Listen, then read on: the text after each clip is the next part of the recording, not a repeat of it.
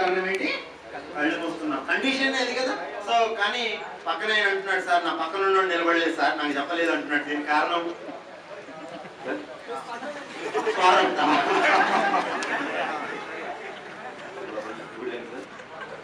ఆయన నాకంటే ఆయన.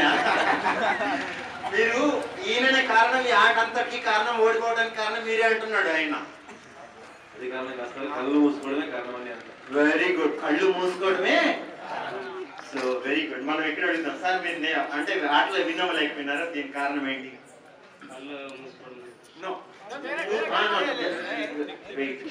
ఇంటెలెక్చువల్స్ ఆన్సర్స్ ఇవ్వాలి. ఒకసారి వచ్చిన ఆన్సర్ ని ఇంకొకసారి చెప్పకూడదు దయచేసి. I'm very clear. మీరు అనంతపురమా, కాలేజా, వద్దుడా? సార్ మీరు చెప్పండి. మాలో అందరిలో ఐకమత్యం తగ్గిందని అంటున్నారు. Very good. ఏం లేదు, ఇంటెలెక్చువల్ ఆన్సర్ క్వశ్చన్ పెట్టడం అనేది నెగిటివ్. అందరూ ప్రాబ్లం వైపు దేశం అభివృద్ధి చెందాలి, దేశం అభివృద్ధి చెందాలి అని ప్రతి ఒక్కడు అనేవాడే. కానీ అభివృద్ధి చేసేవాడు ఎవడు? దేశం నేనంటే ఏం చేశారు సార్? ఫ్రాంక్ అడుగుతాను, ఇప్పటి వరకు దేశం కోసం ఏం చేశారని అడిగితే మన అందరి దగ్గర ఒప్పుకోవటానికి చెప్పుకోవటానికి చాలా తక్కువ 1-2-3 చేశారు. చెయ్యదని అనట్లేదు, కానీ మనం ఒక్కసారిగా పరిశీలన చేస్తే దేశానికి ఏమి ఇచ్చామో అందరూ ప్రాబ్లం వైపు ఉంటే దేశాన్ని ముందుకు నడిపేదాం. 65 ఏళ్ల స్వతంత్ర భారతాన్ని అభివృద్ధి చెందుతూనే ఉంది. ఎందుకంటే ప్రతి ఒక్కరు ప్రాబ్లమే, అది అది అది అని అంటే ఇట్లా అంటుంటే ఈ మూడు ఏం చేస్తున్నాయి? We are not averring about it, we are point somebody. Agree? So మనం ఇంకా సార్ మీరు చెప్పండి సార్, మీ పేరు, ఎందుకు ఆటలో విన్ అవ్వలేకపోయినారు? నా పేరు ఇమాముల్. Okay, height problem. అతని హైట్ ఏందో నాకు తెలియదు, ఇతని హైట్ ఏందో నాకు తెలియదు. అందులో మీరు కళ్ళు మూసుకోమన్నారు, వాళ్ళు ఎవరో కూడా నాకు తెలియదు.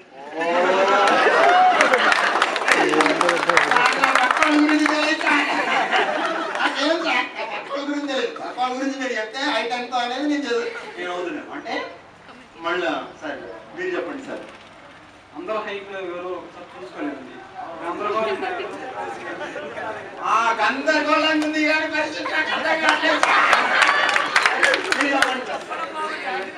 Very good. చెప్పిన దాని మీద శ్రద్ధ మీరు పెట్టలేస్తారని చెప్తున్నాడు ఆయన. Right answer. గట్టిగా చప్పుడు కొట్టండి.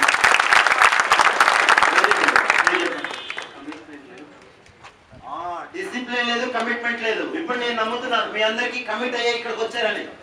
మీరు నమ్ముతున్నారా లేదా? గట్టిగా కమిట్మెంట్ ఉందా లేదా? ఒక్కసారి కమిట్ అయితే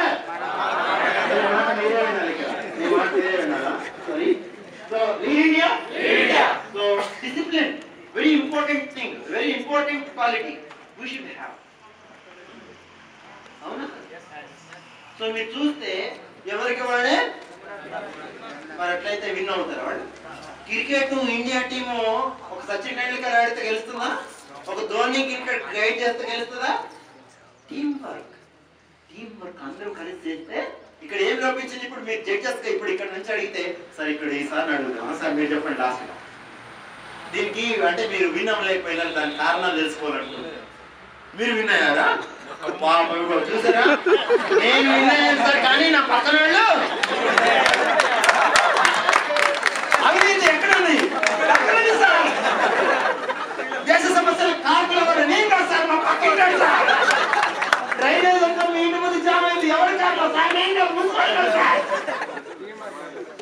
ప్రాబ్లం అయిపోయింది. Hello, are you with me? Am I conveying you something? You need to think, my dear friend.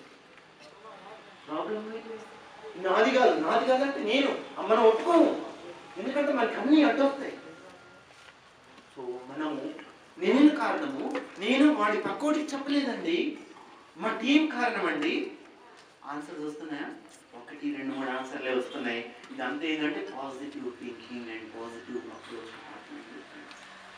ఈ దేశంలో, ప్రపంచంలో పాజిటివ్ థింకింగ్, నెగిటివ్ థింకింగ్ అనేది 2 రకాలు, ఒకటి పాజిటివ్ అండ్ నెగిటివ్. కానీ ప్రపంచంలో అంట నెగిటివ్ వాళ్ళు ఎక్కువ ఉన్నారంట. ఎంత శాతం అంటే 80% అంట. సార్ మనం కాదు సార్, మనం 80% లేవు. మనం ఉన్నాం కాబట్టి ఎక్కడ వాళ్ళం అక్కడనే. మీరు చెక్ చేసుకుంటే, మనం చెక్ చేసుకుంటే మై డియర్ ఫ్రెండ్స్, మనం ఇట్లా ఉండటానికి కారణం మనమే. అందుకని స్వామీజీ అంటాడు, యు ఆర్ ద క్రియేటరా సార్ నేను కాదు సార్, పక్కవాడు సార్, నేను నిలబడి సార్. అంటే ఈ సార్ని చెప్పట్లేదు నేను, అంటే మీకు అది అసలు ప్రాసెస్ చెప్తున్నాను. Lead India. ఇప్పుడు మీరు చెప్పండి, జడ్జెస్ నుంచి ఆన్సర్స్ కావాలా? ఆనెస్ట్ లేకపోవడం, ఎందుకంటే నిజాయితీగా వాళ్ళు గేమ్ ఆడితే గెలిచేవాళ్ళు. అందరూ నిజాయితీగా ఆడితే గెలిచేవాళ్ళే కదా. గట్టి చెప్పండి. సో ఇంకా చెప్పండి. Very good. మీ పేరు సార్? నాయక్ గారికి సరైన క్లాస్ ఇవ్వండి ఒకసారి. Very good. Next answers. Communication. సరే, వెరీ గుడ్. మీ పేరు సార్? స్వామి గారు ప్రాపర్ క్లాస్ ఇవ్వండి. కోఆపరేషన్ లేదు, ఎవరికి వాడికి పోయాడు కానీ ఒకళ్ళొకడు సమన్వయం లేదు. Very good. సరైన క్లాస్ ఇవ్వండి ఒకసారి. మీ పేరు సార్? అన్నయ్య. అందరూ ఎవరికి వాడిగా గెలవాలని ప్రయత్నం చేస్తున్నారు తప్పితే అందరూ కలిసి గెలుద్దామని ప్రయత్నం చేశారా? చేశారు. So unity. Very good. Time target. ఇప్పుడు ఫర్ ఎగ్జాంపుల్ మీ లైఫ్ 100 సంవత్సరాలు సార్. 100 సంవత్సరాలు చేయాలంటే దేవుడు నాకు 200 సంవత్సరాలు ఇవ్వలేదు అందుకని నేను ఇట్లే పుట్టినా మామూలుగా ఉన్నా సరిపోతుందా? Time and task my dear friends. మీరు ఈ రోజు ఇట్లా ఉన్నారంటే మీకు ఒక టార్గెట్ లేదు, ఒక గోల్ లేదు, ఖచ్చితమైన గోల్ లేదు. కాబట్టి ఇక్కడ కూర్చున్నటువంటి వాళ్ళు ప్రతి ఒక్కరు ఇక్కడ ఉన్నారని నేను నమ్ముతున్నాను. మీరు కూడా మీకు తెలుసు, సత్యంగా తెలుసు.